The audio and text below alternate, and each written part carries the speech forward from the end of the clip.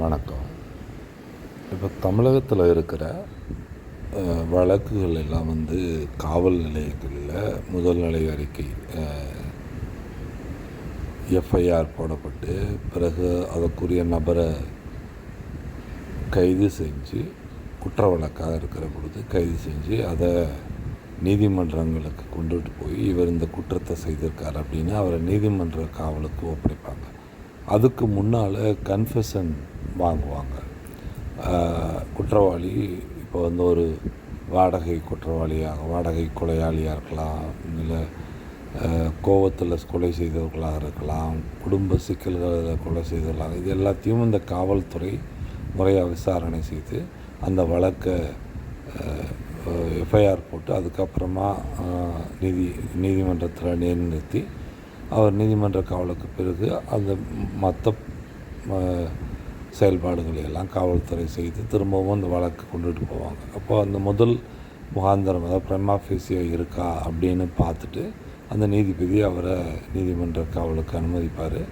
அப்புறமா திரும்ப வழக்குடைய தொடர்புகள் நடக்கும். இதுதான் குற்றவியல் நடவடிக்கைகளில் இருக்குது.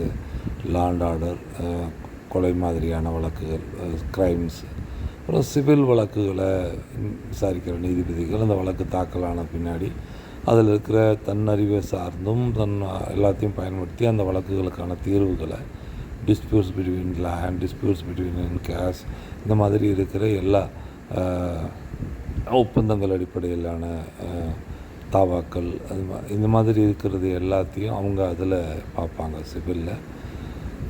இந்த வழக்குகளை கையாளக்கூடிய முன்சிப் நீதிமன்றங்கள், அப்புறமா அதுக்கு அடுத்து இருக்கிற மாவட்ட நீதிமன்றங்கள், அந்த நீதிமன்றங்களில் எல்லா வழக்குகளும் தனித்தனியாக விசாரிக்கப்படுது. செக் மோசடினா அது ஒரு மாதிரி விசாரிக்கப்படும். இப்படி எல்லா தனிப்பட்ட நீதிமன்றங்களில் தனிப்பட்ட வழக்குகள் எல்லாம் விசாரிக்கப்படுது. அதில் நீதிபதிகள், அந்த கோர்ட், அதுக்குள்ள அப்புறம் வக்கீல்கள், அதாவது வழக்கறிஞர்கள் வாதாடி அதுக்கான தீர்வுகளை காண்றாங்க.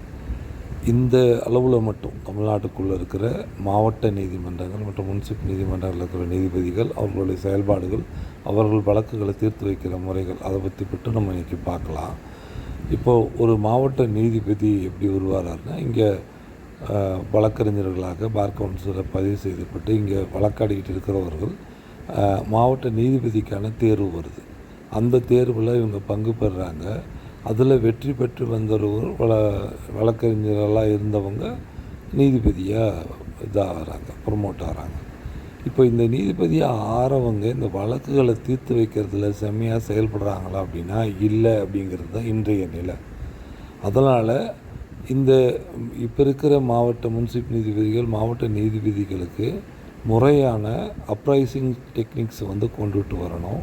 இவங்க ஒரு இயரில் எவ்வளோ வழக்குகளை தீர்த்துருக்காங்க, எவ்வளோ வழக்குகள் இவங்க முன்னாடி வந்திருக்கு, இவங்க எவ்வளோ வழக்குகளுக்கான இழுத்தடிப்புகளை செய்திருக்காங்க அப்படின்னு பார்க்கணும். இது சிவிலில்.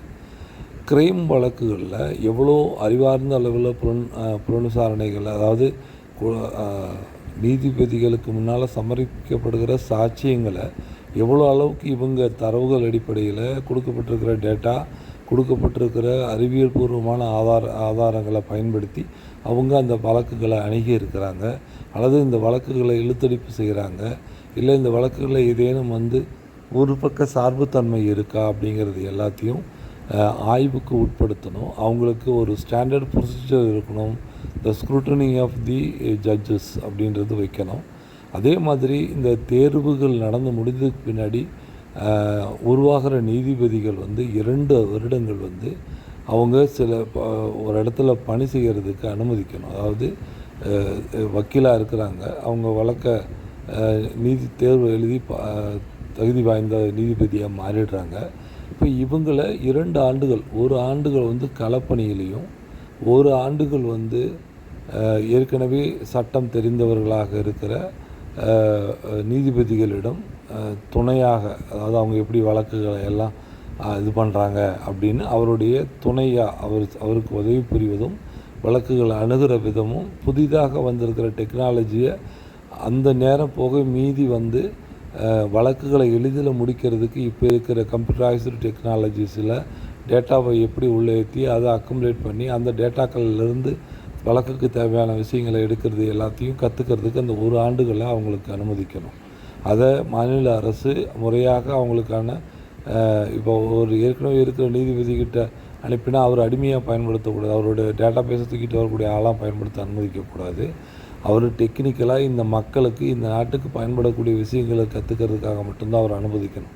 ஏன்னா இப்போ இருக்கிற பல மாவட்ட முன்சிப் நீதிபதிகள் தங்களிடம் கொடுக்கப்படுகிற ஓஏக்களை அடிமைகளாக நடத்துறதை பார்க்க முடியுது.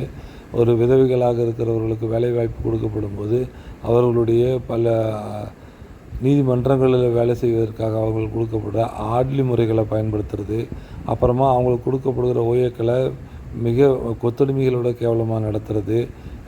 அதாவது ஒரு நீதிபதியே தன்னிடம் இருக்கிறவர்களை சரியாக பயன்படுத்தலைன்னா அந்த நீதிபதி அந்த வழக்கை எப்படி பயன்படுத்துவார், வழக்கை எப்படி அணுகுவாருங்கிறத ஆலோசிக்க வேண்டியதாக இருக்குது. ஸோ அதில் நீதிமன்றங்கள் சரியான போக்கில் போகுதாங்கிறத மாநில அரசு முறையாக கண்காணிக்கணும். அப்புறமா இந்த முதல் ஆண்டு 1 ஆண்டு இந்த நீதிபதியோட பயணப்படுறதை அனுமதிக்கணும். அதுக்கப்புறமா ஓராண்டு இங்கே இருக்கிற கடைநிலையில் இருக்கிற ஒருத்தனுடைய வழக்குகளை எப்படி கையாளப்படுதுங்கிறத அவங்க கண்ணூர பார்க்க அனுமதிக்கணும். இப்போ ஒரு பொருளாதாரத்தில் ஒரு கொலைக்கேஸில் மாட்டிட்ட ஒரு குற்றவாளியோட வாழ்நிலையை பார்க்கணும். அவன் உண்மையான குற்றவாளியா அப்படிங்கிறதையும் அவங்க கண்டுபிடிச்சி அவங்க பேக்கப் ரெக்கார்ட்ஸை க்ரியேட் பண்ணி அவங்க பேக்டோர் வழியாக அனுப்புறதுக்கான ஒரு வழியை ஏற்படுத்தணும். இந்த குற்றவாளி திரும்ப திரும்ப காவல் அதிகாரிகளால் துன்புறுத்தப்படுகிறாரா அப்படிங்கிற டேட்டா பேஸை அவர் உருவாக்கணும். அப்புறமா பாதிக்கப்பட்ட கடைநிலையில் இருக்கிற குடும்பத்தினுடைய வாழ்வாதார சிதைவுகளை, மனித சிதைவுகளை, வாழ்க்கை சிதைவுகளை, சமூக சிதைவுகளை ஆவணப்படுத்தி அதை ஒரு டேட்டா பேஸாக அரசுக்கு அனுப்பி அதை ஆவணப்படுத்தணும். அரசு ஆவணப்படுத்தணும். குறிப்பிட்ட கால இடைவெளிகளில் அதில் இருக்கிற டேட்டா பேஸஸ் வித்தவுட் ரெக்கார்டில் அவருடைய இந்த நீதிபதியுடைய பெயரை சொல்லாமல் அந்த டேட்டா பேஸஸை மக்களுக்கு வெளிப்படுத்தணும். அது என்ன மாதிரி தாக்கத்தை இப்போ ஒரு காவல் நிலையத்தில் ஒரு குற்றவாளியை காப்பாற்றுறதுக்காக ஒரு இன்னோசண்ட்டை குற்றவாளியை ஆக்கி அக்யூஸ்ட் பர்சனை ஆக்கி அவன் மேலே வழக்கு அவனுக்கு கொஞ்சம் சம்மந்தம் இருக்கலாம், ஆனால் முழு குற்றம் செய்தவர்கள் வேறாக இருப்பாங்க. இவன் ஏதேனும் ஒரு இடத்துல நடுவில் நுழைஞ்சிருப்பான். அவனை முழு குற்றவாளியாக்கி அவனுக்கு மரண தண்டனை கிடைக்கிற அளவுக்கான வழக்கு ஜோடிக்கு நடந்திருக்கலாம். இப்போ அது மாதிரி நடந்திருந்தால் அந்த குடும்பம் என்ன கதியானதுங்கிறத ஆவணப்படுத்தணும். இது எல்லாத்தையும் இந்த 2 வருடங்கள் நீதிபதியாக தேர்வு செய்யப்பட்ட நீதிபதிகள் செய்யணும். அதை ஆவணப்படுத்தணும். அதை அரசு முறையான ஒரு இடத்த உருவாக்கி அங்கே அந்த டேட்டாவை பாதுகாக்கிறதுக்கான வேணும். 10 ஆண்டுகளுக்கு பிறகு ஒரு நீதிபதியும் 10 ஆண்டுகள் நீதிபதியாக மாறி சேவை செய்த பிறகு அவர்களுடைய அந்த ஆய்வு கட்டுரைகளை பொது வழியில் வெளியிட ஆரம்பிக்கணும். இது ஒன்று. அப்புறமா இந்த வழக்குகளை எப்படி இவங்க கையாளுறாங்க. இப்போ சிவில் வழக்கு இருக்குன்னா அதை அடிப்படை அறிவு உங்களுக்கு இருக்கா, அப்படி இல்லைன்னா பெற முயற்சி பண்ணுறாங்களா, வழக்குகளை இழுத்தடிக்கிறது மட்டுமே இவங்களோட நோக்கமாக இருக்கா. இப்போ ஒரு வழக்காடி வராரு, இன்னொருத்தர் வர்றதில்லைன்னா உடனடியாக ஹியரிங் அப்படின்னு சொல்லி போஸ்ட்பான் பண்ணி அடுத்த ஒரு நாளை கொடுக்குறாங்க. இப்படி இழுத்தடிக்கிறதால மனித வளங்கள் உழைப்பு வீணாகுது, தேவையற்ற நீதிமன்றங்களுடைய நேரங்கள் வீணடிக்கப்படுது, பல பொருளாதார சூழல் சிக்கல்களை உருவாக்குறாங்க. இப்போ ஒரு பொருளாதார குற்றம் சார்ந்த ஒரு நிகழ்வு நடக்குது. அங்கே பல லட்சம் ரூபாய், பல கோடி ரூபாய் அந்த வழக்கில் சம்மந்தப்பட்டிருக்கு. அதில் இருக்கிற அமைப்புகள், நீதிமன்றங்கள், அந்த நீதிமன்றங்களை சார்ந்த அனைவரும் இதை 3 ஆண்டுகள் இழுத்தடிக்கிறாங்க. அப்போ அந்த அசட் அந்த பொருள் பொருளாதாரம் 3 ஆண்டுகள் முடக்கி வைக்கப்பட்டிருக்கு. இது இந்த நாட்டுக்கும் கேடு, அந்த பொருளாதாரம் போய் சேர வேண்டியவனுடைய வாழ்க்கைக்கும் கேடு. இது நீங்கள் சிவில் வழக்குகளில் பல வழக்குகளில் இதை சர்வசாதாரணமாக நீதிபதிகளும் அந்த நீதிபதிகளில் மூத்த வழக்கறிஞர்களாக இணைந்திருக்கிறவர்களும் மிக திறம்பட இது செய்கிறாங்க. இது தமிழகம் முழுக்கவும் பல வழக்குகள், பல சொத்துக்கள் இதில் அடிப்படையில் சிக்கியிருக்கு. இது இந்த நாட்டிற்கு மிகப்பெரிய ஒரு விஷயம். இதை இந்த நீதிபதிகள் கூசாமல் செய்துக்கிட்டே இருக்கிறாங்க. அவர்களோடு இணைந்த மூத்த வழக்கறிஞர்கள் இதை தொடர்ந்து அந்த பேனல்னு சொல்லிக்கிறவங்க தொடர்ந்து அதை பெற்றுக்கிட்டு அந்த மக்களுக்கும் அநீதி இழைக்கிறாங்க, இந்த நாட்டுக்கும் அநீதி இழைக்கிறாங்க. இது இனி அரங்கேறாமல் பார்த்துக்கணும். இந்த மாதிரியான நிகழ்வுகளில் இந்த நீதிபதிகள் பங்கு பெறாமல் உடனடியான தீர்வுகளை வழங்குவதற்கான முறைகளை எத்தனை நாட்களில் இந்த டிஸ்பியூட் முடித்து வைக்கப்படணும், முடித்து வைக்கப்பட்ட பிறகு அதை குறித்து கம்ப்ளீஷன் சர்டிஃபிகேட்ஸ் கூட அந்த நீதிபதி பொறுப்பேற்கணும். இங்கே சப்போஸ் இந்த பேக் ஃபயர் ஆச்சு அப்படின்னா இந்த பாதிக்கப்பட்ட அல்லது இந்த சிக்கியிருக்கிறவர்களுக்கு பயமில்லாத ஒரு முறையீடு செய்வதற்கான ஒரு அமைப்பு உருவாக்கப்படணும். ஏன்னா ஒரு 10 கோடி ரூபாய் சொத்தை வந்து ஒரு டிஸ்பியூட்டில் நீதிபதி தீர்ப்பு வழங்கினதுக்கு பிறகும் ஒருத்தர் காலதாமதப்படுத்தப்பட முடியும்னா அந்த தீர்ப்பு வழங்கிய நீதிபதிக்கு என்ன மரியாதை, அந்த நீதிபதி எதற்காக அந்த தீர்ப்பை வழங்கினார், அதாவது செயல்படுத்தப்படாத வெற்று காகிதங்களில் இருக்கிற தீர்ப்பை அந்த நீதிபதி வழங்கி என்ன பயன் இருக்குது? அப்போ அந்த நீதிபதி யாராவது இங்கே மதிப்பாங்களா?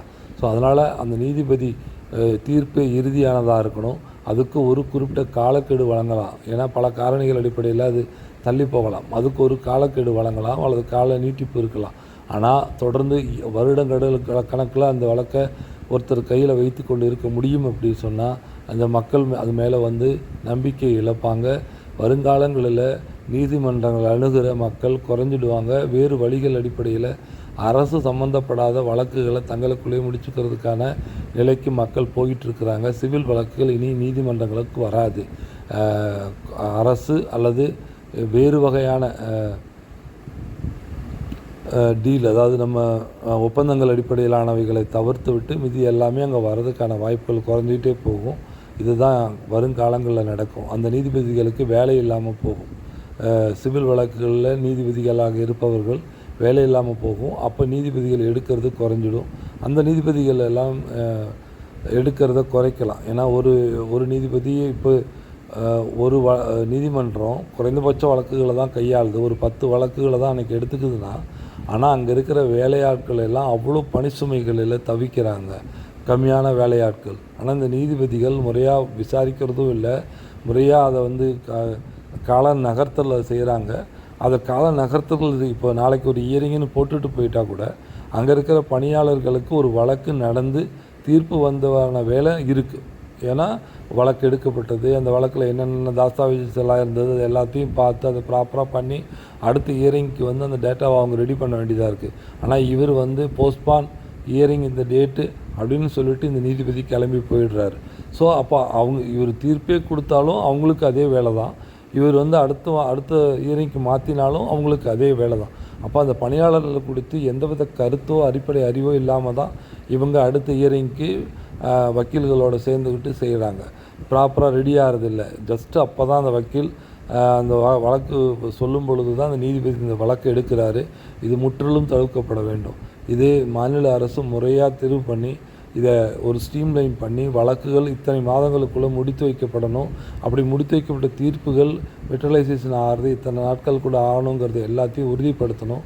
அப்போ தான் இந்த நீதிமன்றங்கள் மேலே மக்களுக்கு நம்பிக்கை வரும். இன்னொரு ஆண்டு 2 ஆண்டுகளில் சிவில் வழக்குகள் நீதிமன்றங்களுக்கு வருவது நின்று போயிடும். அது அரசுக்கு வர வருவாயில் இழப்பு ஏற்படும், இவர்களுக்குள்ளே இது ஏற்படாது. புதிய நீதிபதிகள் சிவில் துறைகளை எடுப்பதை குறைச்சிடணும். இத்தனை வழக்குகள் இத்தனை வழக்குகளில் நீதிபதிகள் முடித்து வைக்கணும். அப்படி கூடுதலான வேலை நேரம் வேலை செய்யணும் அப்படின்னா இப்போ 10 மணி நேரம் வேலை செய்கிறாங்கன்னா புதிய ஜிஓ போட்டு நீதிபதிகள் 12 மணி நேரம் வேலை செய்வதற்குள்ளே கட்டமைப்புகளை ஏற்படுத்தணும். இத்தனை வழக்குகள் ஒரு நாளைக்கு 10 வழக்குகளிலும் தீர்வுகள் காணப்படணுங்கிற அறிவிப்பை மாநில நிர்வாகம் கொண்டு வரணுங்கிறது என்னோடய வேண்டுகோள். நன்றி, வணக்கம்.